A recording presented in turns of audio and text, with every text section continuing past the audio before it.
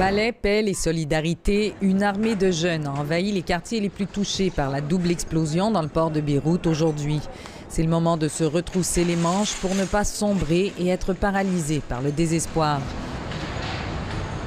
Tony Moussalem revenait dans ses bureaux qui font face au port pour la première fois depuis le sinistre. J'ai du mal à exprimer mes sentiments, dit-il. Je suis en colère, triste, je me sens vide. En fait, je n'ai pas les mots. Des dizaines de personnes restent portées disparues et les recherches se poursuivent, même si l'espoir quitte les familles avec le temps qui passe. Zena Bemchek est sans nouvelles de son mari. Il travaillait dans le silo de grains du port au moment des déflagrations. Elle attend sous un soleil de plomb qu'on lui apporte des réponses, ou du moins le corps du père de ses 3 enfants. Il gagne un peu moins de 5 $ par jour pour son labeur. Ils n'ont pas d'empathie pour les pauvres, dit-elle. Ils les appellent juste quand ils en ont besoin et quand il arrive un problème, eux sont confortablement chez eux.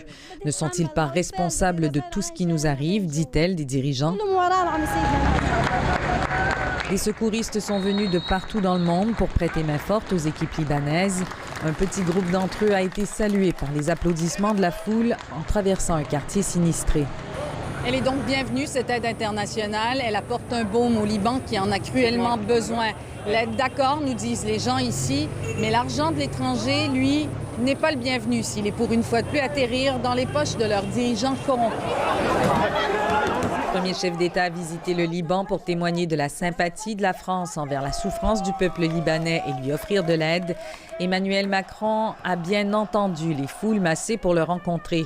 C'est pour se débarrasser des dirigeants qu'il souhaite de l'aide. Mettez-les-vous seulement en prison. Mettez-les tous en prison. Je suis là et c'est mon devoir pour vous aider en tant que peuple. La France veut coordonner l'aide de la communauté internationale et les dirigeants libanais devront faire des changements profonds à leur gestion du pays, a prévenu le président français. D'après les autorités libanaises, ce sont quelques 2750 tonnes de nitrate d'ammonium stockées sans mesure de protection dans le port de la ville qui sont à l'origine de la déflagration. Beaucoup de Libanais, eux, remontent la piste bien au-delà des explosifs. C'est le système, ses dirigeants et le Hezbollah qui sont responsables de tout. Une mafia, dit-on, dans le quartier de Gémézé. Il y a une équation au Liban qui s'appelle mafia et milice. Ils s'emparent du pays, ils contrôlent le pays, et les gens payent le prix. Les pauvres payent le prix, on ne veut plus de ça. Les appels à la vengeance se font de plus en plus sonores entre le bruit des débris et du verre fracassé. Fais sortir tes chiens dans les rues et enferme-nous dans tes cellules, chantent ceux-là à l'endroit de leur gouvernement.